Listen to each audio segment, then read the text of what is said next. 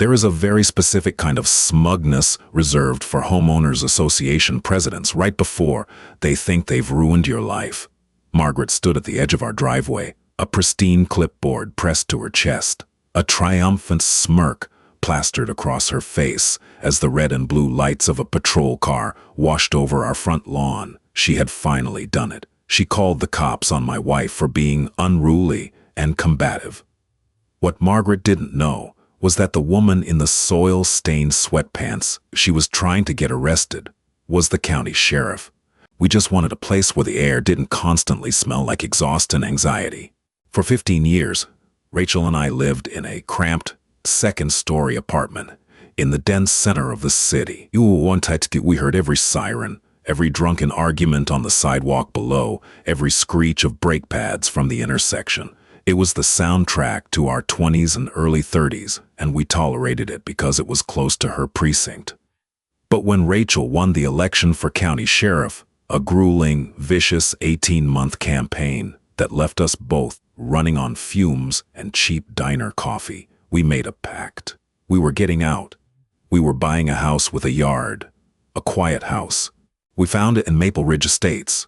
Maple Ridge was the kind of subdivision where the grass looked too green to be real, and the houses all shared a comforting, albeit slightly sterile, palette of beige, slate, and muted sage. It was aggressively peaceful. To me, a freelance graphic designer who spent 10 hours a day staring at a monitor, it was boring, but to Rachel, it was paradise. Rachel carried a lot of weight on her shoulders, literally and figuratively. As the newly elected sheriff of a county encompassing 500,000 people, her days were a blur of budget meetings, press conferences about fentanyl busts, interdepartmental politics, and the grim reality of human tragedy. When she came home, the badge came off. The heavy, dark green uniform was traded for oversized flannel shirts, threadbare college sweatpants, and a messy bun. She didn't want to be the boss at home. She just wanted to dig her hands into the dirt, plant some hydrangeas, and forget that the outside world existed. We made a conscious decision not to broadcast her job to the neighborhood. "I don't need people asking me to fix their parking tickets while I'm trying to buy milk," she told me the day we moved in, tossing a heavy cardboard box labeled kitchen onto the counter. "To them, I'm just Rachel. You're Leo. We are boring. We are forgettable. That is the goal." It was a good plan. It really was. We didn't anticipate Margaret Klein. Margaret was the president of the Maple Ridge Homeowners Association. I met her on our third day in the use. I was wrestling a broken patio chair into the recycling bin when I heard the sharp, rhythmic click-click of sensible heels on the pavement. "You must be the new owners," a voice called out. I turned. Margaret was in her late 50s, wearing a pastel pink cardigan draped over her shoulders, her blonde hair sprayed into a stiff, immovable helmet. She held a wicker basket filled with cellophane-wrapped muffins, but her eyes were already darting past me, scanning the property for flaws like a hawk looking for a field mouse. "Leo," I said, wiping dirt on my jeans before extending a hand. "Nice to meet you." She offered a fleeting, limp handshake. "Margaret Klein, HOA president. We like to personally welcome our new neighbors and ensure they have a copy of the community guidelines." She thrust a thick, spiral-bound booklet toward me. It was heavier than a phone book. "Thanks," I said, taking the basket and the tome of rules. "We're thrilled to be here, just trying to get settled." Margaret's gaze locked onto the driveway. Rachel's county-issued vehicle was parked there. It wasn't a marked police cruiser with decals and a light bar. It was a completely blacked-out, heavy-duty Chevy Tahoe with tinted windows and hidden flush-mount LEDs. It looked exactly like what it was, a government vehicle. But to the untrained eye, it just looked intimidating.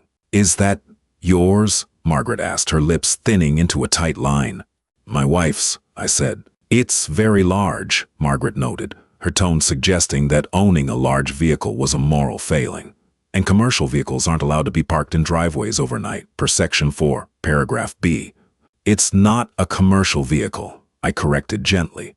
"It's her work car, but it's just a standard SUV. Margaret didn't believe me. Her eyes drifted to the front garden where Rachel had spent the previous evening pulling up the ugly, dying junipers the previous owners had left behind. The soil was currently bare, waiting for the weekend when Rachel planned to put in rose bushes. "You have 3 days to replace removed landscaping," Margaret said, her voice dropping the neighborly pretense entirely. "Bare earth is considered an eyesore, it invites weeds, and it lowers property values. I'll expect to see something planted by Friday." Before I could formulate a polite way to tell her to back off, she spun on her heel. "Welcome to Maple Ridge, Leo. We pride ourselves on maintaining standards here." I watched her march back down the sidewalk, an uneasy feeling settling in my gut. I looked at the muffins in the basket. They looked dry. I tossed the whole thing in the trash on top of the broken patio chair. When Rachel got home that night, looking gray with exhaustion after dealing with a 6-car pileup on the interstate, I didn't mention Margaret. I let her take a hot shower, poured her a glass of cheap red wine, and we watched a mindless sitcom. I thought I could handle the HOA on my own. I thought if I just played the game, kept the grass cut, and smiled, they would leave us alone. I was an idiot. The first citation arrived in the mail 2 weeks later. It was a stark, formal letter printed on heavy stock paper, complete with the Maple Ridge logo, a stylized oak tree that looked more like a clenched fist the longer you stared at it. Violation: improper window treatments. Fine: $50. Details: front-facing windows must feature white or neutral-backed blinds or curtains. Current curtains display a non-compliant pattern visible from the street. I stared at the letter, then looked up at our living room windows. Rachel had hung a set of thick, blackout curtains because her schedule often required her to sleep during the day. They were dark blue. If you squinted, and if the sun hit them exactly right, you could see a faint, geometric pattern woven into the fabric. I paid the $50. I didn't tell Rachel. I just went to the hardware store, bought a cheap white tension rod, and hung a sheer white sheet between the glass and the blackout curtains. Problem solved. 3 days later, a second letter arrived. Violation: unauthorized vehicle parking. Fine: $100. Details: resident's black SUV was parked 4.5 inches over the property line delineating the shared driveway apron. Repeat offenses will result in towing. I crumpled the letter in my fist. 4.5 inches. Someone had actually come out with a tape measure. I walked out to the driveway. The Tahoe was parked slightly angled, the rear tire just barely kissing the invisible line that separated our concrete from the curb. It wasn't blocking the sidewalk. It wasn't in anyone's way. I took a breath, smoothed out the letter, and marched 3 blocks down to Margaret's house. Her property was terrifyingly perfect. The grass looked like it was trimmed with nail scissors. There wasn't a single leaf on her driveway. I rang the bell. Margaret opened the door. She was wearing a different pastel cardigan, this time seafoam green. Her sidekick, a slightly balding man, with wire-rimmed glasses and a permanent look of mild panic, stood behind her in the foyer. I later learned this was Kevin Dooley, the HOA secretary and Margaret's personal attack dog, provided the victim was entirely defenseless. "Leo," Margaret said. She didn't sound surprised to see me. She sounded like a spider greeting a fly. "Margaret, I got this letter." I held up the paper. $100 for being a few inches over a line. My wife works long, irregular hours. Sometimes she gets home at 3 in the morning. She just parks and goes to sleep. "Rules are rules, Leo," Margaret said, her voice dripping with condescension. "If we allow you to park haphazardly, soon everyone will. It leads to a breakdown of order. And frankly, we've received several complaints about that vehicle." "Complaints? From who? It's just a black Tahoe." Kevin peered over Margaret's shoulder. "It looks sinister," he squeaked. "It has those dark windows and no license plates on the front. It looks like a gang car." I stared at him, absolutely dumbfounded. "It's a state-registered vehicle. It's exempt from front plates, and she's definitely not in a gang." "Then what does she do?" Margaret challenged, her eyes narrowing. "You say she works odd hours. She drives a suspicious vehicle. We never see her at community meetings. What exactly is your wife's profession, Leo?" I bit my tongue. Rachel's voice echoed in my head. "To them, I'm just Rachel. We are boring. We are forgettable." "She works in public administration," I said evenly. It wasn't a lie. "She manages a large department for the county. It's stressful. She just wants to relax when she's home." "Well," Margaret sneered, clearly not buying a word of it. She needs to administer her parking a little better. Pay the fine, Leo, or a lien will be placed on your property. She shut the door in my face. Over the next 2 months, the campaign of harassment kicked into high gear. It was a relentless, exhausting barrage of petty grievances. We were cited for leaving our trash cans by the curb for an hour past the 8 a.m. pickup window. $50. We were cited because the mulch in our flower beds was chestnut brown instead of the approved mahogany brown. $75. We were cited because the porch light we left on for Rachel when she worked night shifts was deemed excessively bright and disruptive to the nocturnal harmony of the street. $50. I intercepted every letter. I paid every fine out of my own freelance savings account. I was drowning in suburban bureaucracy, but I kept my mouth shut because Rachel was dealing with a sudden spike in fentanyl overdoses in the county. She was working 14-hour days, coming home hollow-eyed and silent. The skin under her eyes had turned a bruised, permanent purple. She would walk through the door, drop her heavy-duty belt onto the kitchen island with a massive thud, and just lean her forehead against the cool granite for minutes at a time. I wasn't about to tell her that the biggest crisis in my life was the color of our mulch. But my cover-up couldn't last forever. Margaret was growing bolder, emboldened by my quiet compliance. She started interpreting my willingness to pay the fines as an admission of weakness. I wasn't just a resident to her anymore. I was a revenue stream in a punching bag. The breaking point arrived in late October. The weather was finally cooling down, the crisp autumn air bringing a rare weekend of absolute clarity. Rachel actually had a Saturday off. A full, uninterrupted Saturday without her phone ringing. She woke up at 9, made a pot of coffee, and smiled at me. It was a real smile reaching all the way to her eyes. "I'm building my raised beds today," she announced. She had been talking about it for weeks. She wanted a vegetable garden in the backyard. She had bought the untreated cedar planks, the organic soil, and the hardware. She threw on her most tragic outfit, a pair of gray sweatpants with a bleach stain on the thigh, a faded t-shirt from a 5K she ran a decade ago, and a worn-out baseball cap pulled low over her messy hair. She looked entirely unthreatening. She looked like a tired woman trying to reclaim a tiny piece of joy. I sat on the back patio with my laptop, pretending to work, while I watched her measure and cut the wood. The rhythmic sound of her circular saw was oddly soothing. For an hour, everything was perfect. Then I heard the gate unlatch. I didn't even have to look up to know who it was. The sharp squeak of the metal hinges on our privacy fence was followed by the unmistakable sound of Margaret's shoes clicking against the stepping stones. I jumped up, my laptop nearly sliding off my knees. "Margaret, what are you doing? You can't just walk into our backyard." Margaret ignored me. She strode right past the patio, Kevin trailing closely behind her, furiously scribbling something on a yellow legal pad. Margaret marched directly toward the corner of the yard, where Rachel was on her hands and knees, drilling a screw into a cedar plank.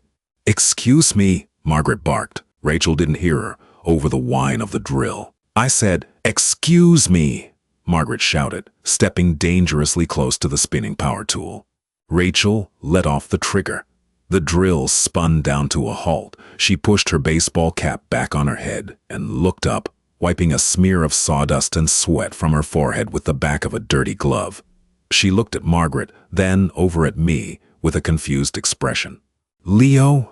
Who is this?" Rachel asked, her voice calm, gravelly from a morning of not speaking.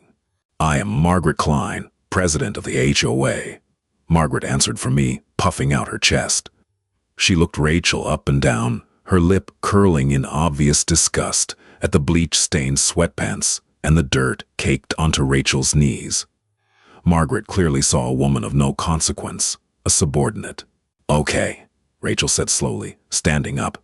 Even in sweatpants, Rachel had a presence. She spent her days managing 300 armed deputies and negotiating with volatile individuals. She didn't intimidate easily. "Can I help you, Margaret?" "You are building an unapproved structure," Margaret declared, pointing a sharp, manicured finger at the half-assembled cedar box on the grass. Rachel looked at the box. It was 2 feet tall and 4 feet wide. "It's a raised garden bed for tomatoes. It constitutes a permanent landscaping alteration," Kevin piped up from the rear, adjusting his glasses. "Section 12, paragraph C requires architectural committee approval. for any permanent structure. Rachel sighed, a long, weary exhalation that seemed to carry the weight of her entire, exhausting week. She took off her work gloves and tucked them into her back pocket. It's not a permanent structure. It sits on top of the grass. I can push it across the yard if I lean on it hard enough. Now, I'd appreciate it if you'd both leave my property. It is not just your property, Margaret snapped, her face flushing with the thrill of conflict. You are bound by the covenants of this community, and frankly, I have had it with you and your husband's blatant disregard for our rules. You park that atrocious gang vehicle outside. You hang hideous curtains. You leave your trash out like animals. Rachel paused. Her eyes shifted from Margaret to me. Curtains? Trash? What is she talking about, Leo? I swallowed hard. I'll explain later. Margaret, please, let's talk about this out front. No, Margaret said, planting her feet. We are not talking about this out front. We are settling this right now. You. She pointed at Rachel again. You will dismantle this eyesore immediately. If you do not, I will hire a landscaping crew to come tear it down, and the cost will be added to your property lien, along with the $300 in unpaid fines you owe. Rachel's brow furrowed. I don't owe you a dime, and nobody is tearing anything down. You are a belligerent, uncooperative woman, Margaret hissed, stepping into Rachel's personal space. I have dealt with your type before. You think the rules don't apply to you. You think you can just lay around in filth and drag down the value of everyone else's homes. Look at yourself. You look like a vagrant. The air in the backyard seemed to freeze. I stopped breathing. Kevin stopped writing. Rachel didn't yell. She didn't raise her voice. She just stared at Margaret with the kind of dead, flat eyes that only cops develop. The look they give someone right before the handcuffs come out. Margaret, Rachel said, her voice dropping to a low, quiet timbre that was infinitely more terrifying than a shout. You are currently trespassing on my private property. I am asking you, nicely, one final time to turn around, walk through that gate, and never step foot on my grass again. Margaret let out a sharp, mocking bark of laughter. Or what? What are you gonna do, you washed-up housewife? Are you threatening me? Did you hear that, Kevin? She's threatening me. I heard it, Kevin squeaked. Margaret pulled a sleek, silver smartphone from her pocket. Her thumbs flew across the screen with practiced speed. That's it. I'm done playing nice. I am calling the authorities. We have a zero-tolerance policy for aggressive behavior and threats in Maple Ridge. Margaret, don't, I said, stepping forward, my heart hammering against my ribs, not because I was scared for Rachel, but because I knew exactly what was about to happen, and the sheer, impending train wreck of it all was overwhelming. You really, really don't want to make that call. Margaret glared at me. Watch me. She put the phone to her ear. Yes, dispatch? This is Margaret Klein, HOA president at Maple Ridge. I need an officer sent to 422 Elmwood Drive immediately. Yes, I have a resident here who is acting extremely hostile. She is aggressive, refusing to comply with neighborhood laws, and she just threatened me with physical violence. Rachel just watched her. She didn't try to stop her. She just reached into her pocket, pulled out a small hair tie, and calmly pulled her messy hair back into a tighter ponytail. Yes, she's still here. Margaret continued into the phone, glaring at Rachel triumphantly. She appears unhinged, possibly under the influence. Please send someone right away. She hung up the phone and crossed her arms over her chest. They're on their way. You're going to learn today that actions have consequences in the real world. Rachel looked at me. A slow, terrifying smile crept onto her face. It was the first time I'd seen her look genuinely energized in months. Leo, Rachel said softly, why don't you go inside and make a fresh pot of coffee? I think this is going to be a very long, very entertaining afternoon. I didn't move. I couldn't. I just stood there as the distant wail of a police siren began to bleed through the crisp autumn air, growing louder with every passing second. Margaret smiled, patting Kevin on the shoulder. Hear that? That's the sound of law and order. If only she knew. The siren didn't just grow louder. It seemed to vibrate through the soles of my shoes. It was a sharp, rising wail that cut through the sterile quiet of Maple Ridge like a chainsaw through silk. Margaret stood a few feet away, her posture rigidly triumphant. She had actually puffed out her chest. She looked like a general who had just successfully called in an airstrike on an enemy encampment. Her chin tilted upward, her lips pressed into a thin line of absolute, unshakable righteousness. Kevin, on the other hand, was sweating. He clutched his yellow legal pad against his sternum as a shield, his eyes darting frantically between Rachel's completely blank expression and the gate leading to the front yard. The siren abruptly choked off, replaced by the heavy crunch of thick tires, violently mounting the slope of our driveway. Red and blue strobes began to pulse against the side of our beige house, casting long, erratic shadows across the lawn. I looked at Rachel. She was standing exactly where she had been when Margaret made the call. She hadn't adjusted her clothes. She hadn't brushed the dirt off her knees. She hadn't even bothered to wipe the smudge of sawdust that was currently resting on her left cheekbone. She just stood there, her thumbs hooked into the front pockets of her bleach-stained sweatpants, looking profoundly bored. "I hope you're prepared to explain yourself," Margaret hissed over her shoulder, not breaking her gaze from the fence line. "Because I am certainly not going to hold back. You people need to learn that actions have consequences." "Margaret," I said, my voice sounding incredibly thin and raspy in the sudden quiet of the yard, "I am telling you, as a neighbor, you need to leave, right now. You can still just walk away." Margaret laughed. It was a short, sharp bark that held no humor. "Nice try, Leo, but it is far too late for apologies." The heavy thud of a vehicle door slamming shut echoed from the driveway. Heavy boots crunched on the pavement, moving with purpose. Margaret practically skipped toward the side gate, throwing it open to greet the arriving cavalry. "Officer, back here. Please hurry." I took a few steps forward, positioning myself slightly in front of Rachel. It was a useless, instinctual gesture. If anyone in this yard needed protection, it certainly wasn't my wife. Rachel gently placed a hand on my shoulder and squeezed. It was a silent command. "Stay out of it. Watch the show." Through the open gate, I saw him. It was a county sheriff's deputy. He was young, maybe in his late 20s, built like a linebacker, with a tight buzz cut and a uniform so heavily starched it looked like it could stand up on its own. The brass nameplate on his chest caught the afternoon sun. Harris. His right hand was resting casually, but deliberately on the butt of his sidearm, a standard practice for officers walking into an unknown domestic dispute. "Ma'am, are you the caller?" Deputy Harris asked, his voice a practiced baritone of calm authority. "Yes, Margaret Klein. I am the president of the Homeowners Association," she announced, as if presenting a badge of her own. She pointed a trembling, manicured finger back into our yard. "I have a highly volatile situation here. That woman," she pointed directly at Rachel, "has been extremely aggressive. She threatened me physically when I attempted to enforce a basic community standard. I genuinely fear for my safety and the safety of my secretary." Kevin offered a weak, affirmative squeak from the bushes. Harris's face hardened. His training kicked in. Domestic disputes, neighbor arguments, property line feuds. These were the bread and butter of patrol work, and they were statistically the most dangerous calls a deputy could take. People lost their minds over fences and tree branches. He didn't know he was walking into a petty squabble over a wooden box. He thought he was walking into an assault in progress.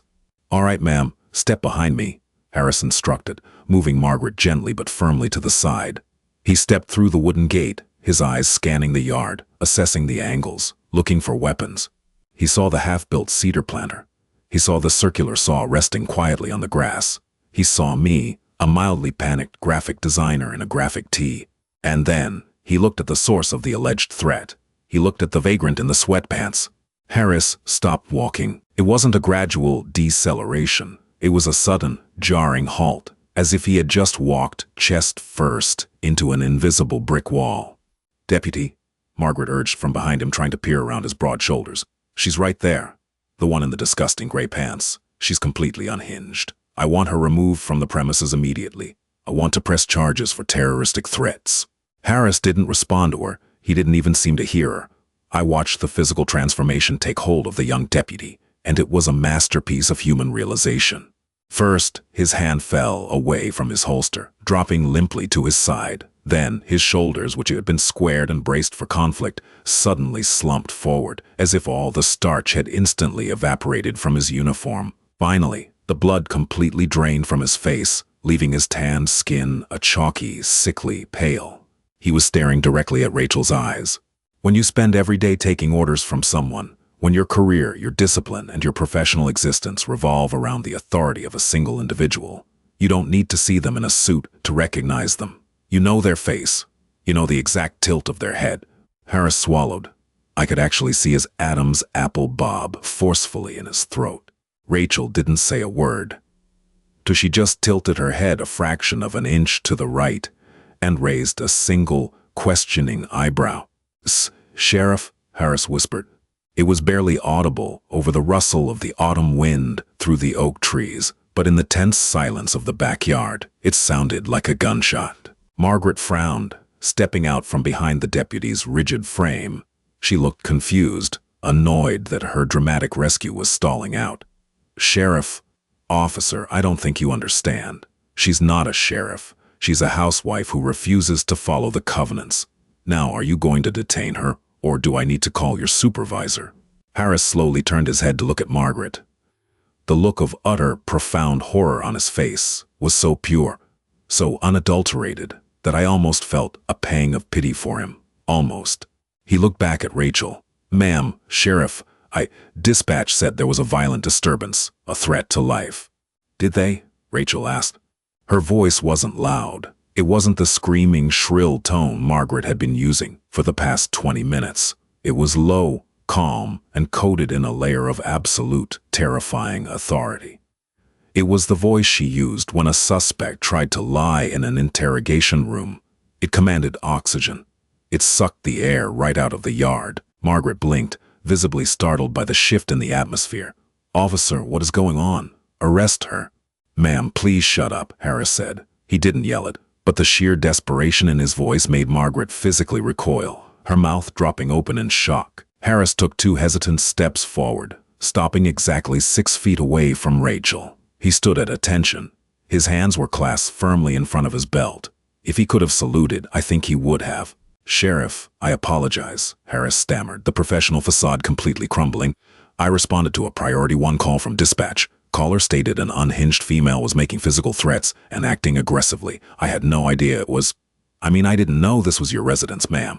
"It's fine, Deputy Harris," Rachel said smoothly, finally pulling her hands out of her pockets. She took a slow, deliberate step forward. "You responded to the information you were given. That is your job.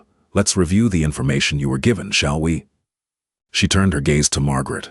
Margaret's face was currently going through a complex series of rapid calculations. Her eyes darted from Harris's terrified posture to Rachel's calm demeanor.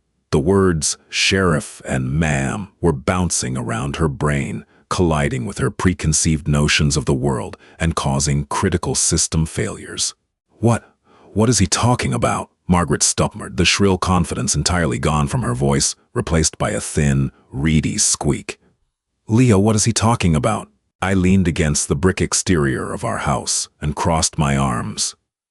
"I told you, Margaret. She works in public administration. She manages a large department." Rachel ignored me and focused entirely on the HOA president. "Margaret Klein," Rachel said, her tone conversational, but heavy with implication. "Did you call the county dispatch and report that a woman was acting violently and making physical threats against your life?" I reported that you were uncooperative," Margaret defensively countered, clutching her pastel cardigan tighter around her shoulders. "You were building an illegal structure. You refused to tear it down. That is aggressive behavior."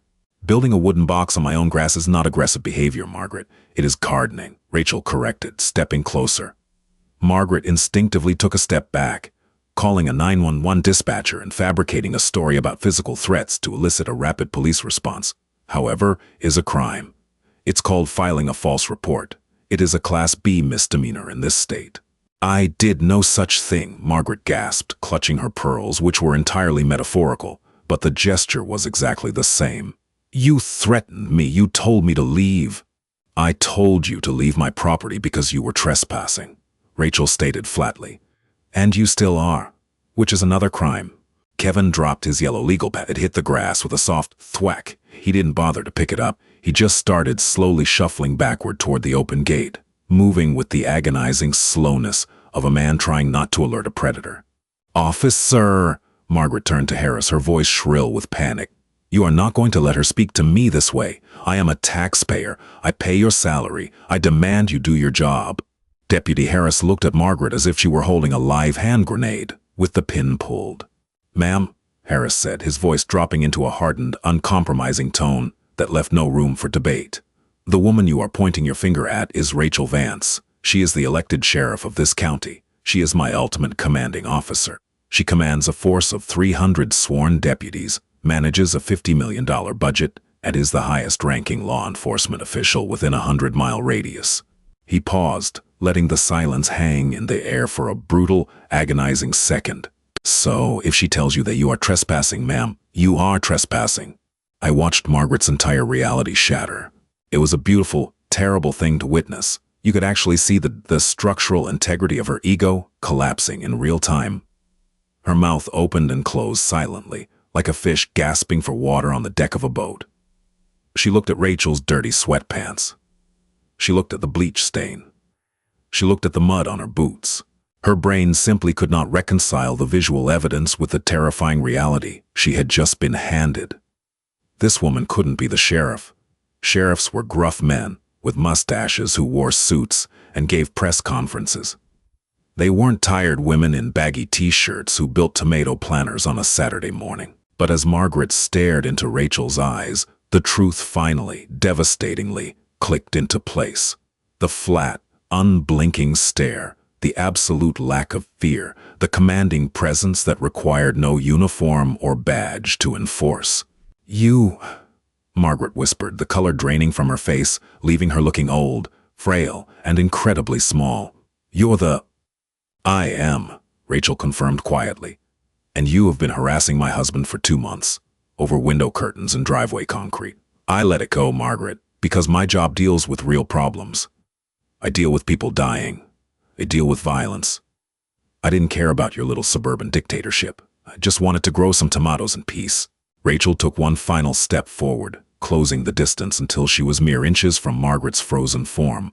"But you couldn't let it go," Rachel continued, her voice a low, lethal hum. "You had to escalate.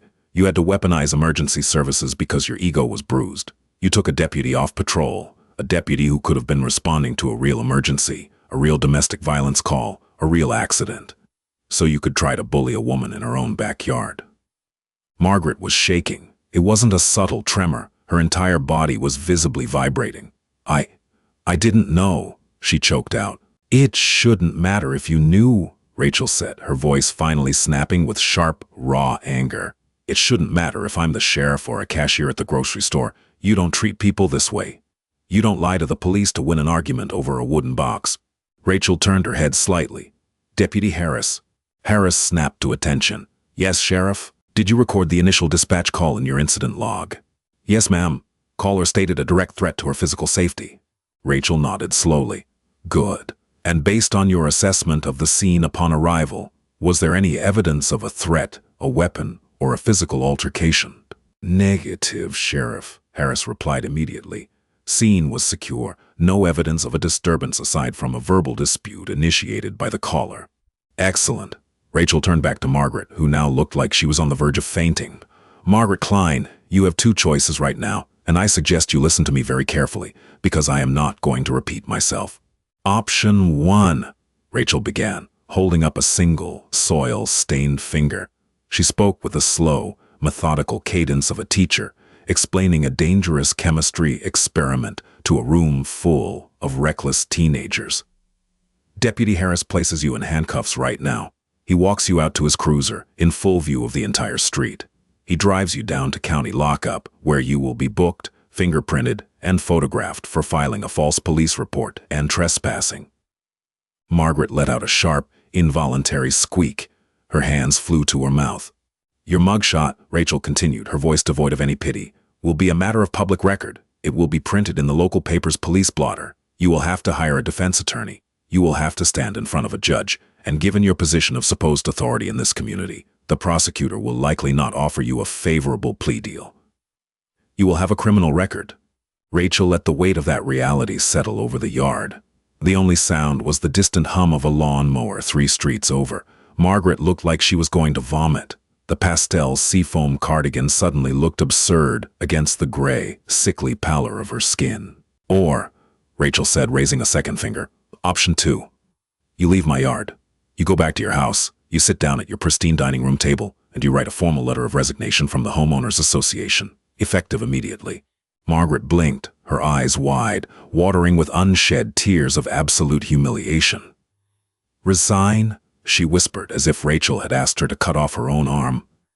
But the association, the neighborhood will survive without you measuring their driveway apron violations, Margaret. Rachel said flatly. You will resign. You will hand over all HOA documentation to whoever takes your place. You will expunge every single fine currently levied against my household. And if I ever see you on my property again, if I ever receive another threatening letter from you, or if you even look at my husband sideways at the grocery store, we revert to option 1. Am I making myself absolutely, unequivocally clear? Margaret looked to her left, instinctively seeking the support of her loyal secretary. But Kevin wasn't there. Kevin had silently retreated entirely out of the yard. He was currently standing on the public sidewalk, staring intently at the canopy of an oak tree, desperately pretending he had never been part of this disastrous expedition. She was utterly alone. The petty empire she had spent years building, the power she derived from harassing exhausted families over window blinds and mulch colors, had just been obliterated by a woman in bleach-stained sweatpants holding a cordless drill. Margaret swallowed hard. She nodded once. A jerky, defeated motion. I need to hear you say it, Rachel demanded. I understand, Margaret choked out. A single tear broke free and tracked through the heavy foundation on her cheek. I will resign. Today. Good. Rachel pointed toward the open gate. Then get off my property. Margaret didn't hesitate. She didn't offer a parting threat or attempt to salvage a shred of her dignity. She turned and walked away. She didn't click her heels this time. She shuffled. She looked like a deflated balloon, her shoulders slumped, her head bowed. She walked past Deputy Harris without making eye contact, past Kevin on the sidewalk without saying a word, and disappeared down the street toward her immaculate, heavily regulated fortress. Kevin shot one terrified glance into the backyard, gave a stiff, awkward wave that went entirely unreturned, and scurried off in the opposite direction. Silence descended on the yard once more, heavy and absolute. Rachel let out a long, slow breath. The rigid, terrifying posture of the county sheriff melted away, replaced once again by the exhaustion of a woman who just wanted to build a wooden box. She scrubbed a hand over her face, wiping away the lingering trace of sawdust. Sheriff, Deputy Harris said cautiously, breaking the quiet. He was still standing at attention, clearly unsure of how to proceed. Do you want me to file an incident report on this? Document the trespass? Rachel looked at the young deputy. Her expression softened. She stepped forward, extending her hand. Harris looked at it for a second, before hastily pulling off his black tactical glove and shaking it. His grip was firm, but his eyes were still wide with residual adrenaline. No, Harris, Rachel said, her voice warm and human again. No report. Let's not waste tax dollars doing paperwork on a neighborhood dispute. You handled yourself perfectly today. You walked into what you thought was a volatile situation. You assessed it calmly, and you adapted when the facts on the ground changed. Good work. A wave of visible relief washed over Harris. Thank you, ma'am. Honestly, when I saw you, I thought I was hallucinating. Rachel offered a wry smile. I usually try to look a little more professional when I'm ruining someone's day. Sorry to drag you into my domestic drama. Not a problem at all, Sheriff. Have a good weekend. Harris nodded to me. Sir. He turned and jogged back down the driveway. A moment later, the heavy door of the cruiser slammed shut. The engine roared to life, and the flashing lights finally died out. The SUV backed out into the street and rolled away, leaving Maple Ridge to its deafening, sterile quiet. I looked at Rachel. She was staring at the half-finished cedar box on the grass. So, I said, my voice sounding a little shaky. That happened. Rachel turned to me. She didn't look triumphant. She looked tired. How long, Leo? I winced. I knew what she was asking. 2 months. The fines started coming right after we moved in. And you paid them? I didn't want to bother you, I admitted, stepping off the patio and walking over to her. You come home from work looking like you've gone 12 rounds with a heavyweight. You're dealing with the fentanyl crisis. You're dealing with budgets and politicians. I thought I could handle a busybody with a clipboard. I thought if I just paid the stupid fines, she'd leave us alone. Rachel sighed, reaching out and resting her hand on my chest. Leo, you can't appease people like Margaret. They don't want compliance. They want control. The more you bend, the more they push. That's how bullies work. It doesn't matter if they're running a drug ring or a homeowners association. I know, I said, feeling like an idiot. I'm sorry.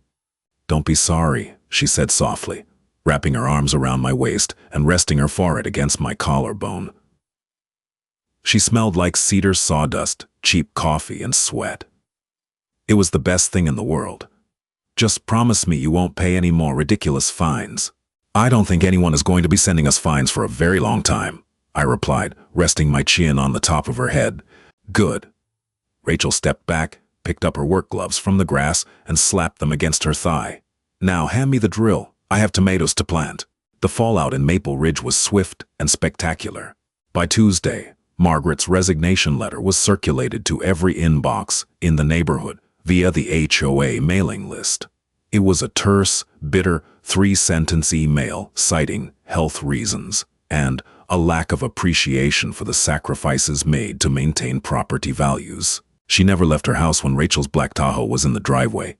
If I happened to be checking the mail when she was out walking her immaculate poodle, she would physically cross the street, staring rigidly ahead, pretending I didn't exist. Kevin, terrified of being associated with the fallen regime, quietly stepped down as secretary 2 days later.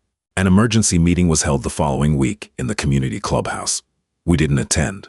We heard from a neighbor 2 doors down, a nice guy named Paul who had been quietly harboring a deep, simmering hatred for Margaret for 6 years, that the meeting was absolute chaos.